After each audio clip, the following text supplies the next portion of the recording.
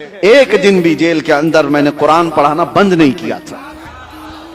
और कभी कभार मुझे ये भी लगता था, हमारी डेट आती थी कोर्ट में, हाई कोर्ट में, आज डेट आई, सारे कैदी जितने हैं वो सब जानते हैं, सुबह जैसी बैरक खुले सब आकर बैठ जाते, सुबह से हमारा दरसगाह चलती।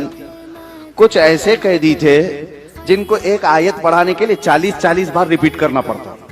आज ही मैं अपने भाई से कह रहा था कि मेरे वालिद जब पढ़ाते थे तो वो बहुत अच्छे अंदाज में 1-2 महीने के अंदर बच्चे का दिमाग कैप्चर कर लेते और उसको पढ़ा देते। हमसे होता नहीं, गुस्सा आ जाता है, मार देते हैं किसी को।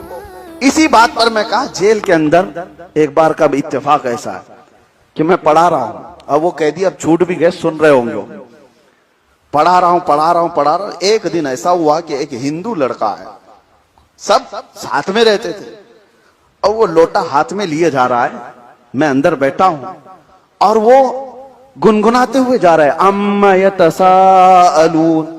मैं पूछा कौन पढ़ रहा है? कहा वो हिंदू है। उसको मैंने पूछा तू कैसे पढ़ रहा है?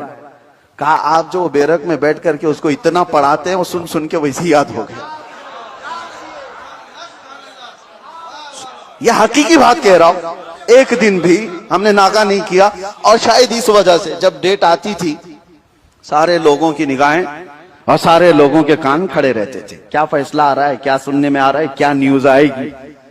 और उसके बाद हर न्यूज रिजेक्शन की आती, वो सबको पता है, अंदर भी फैल जाती, नहीं हुआ, रिजेक्ट हुआ, नहीं हुआ, यही सब चीजें।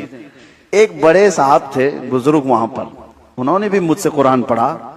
उन्होंने आखिर में कहा कि हजरत जब डेट आ रही है यहां बताइए ही मत, जेल में बोलिए ही मत, कैदियों को बताइए मत। मैं कहा क्यों? कहा यही कमबख्त दुआ करते हैं कि रिजेक्ट हो जाए। हजरत और थोड़े दिन रहे हमारा कुरान खत्म हो जाए।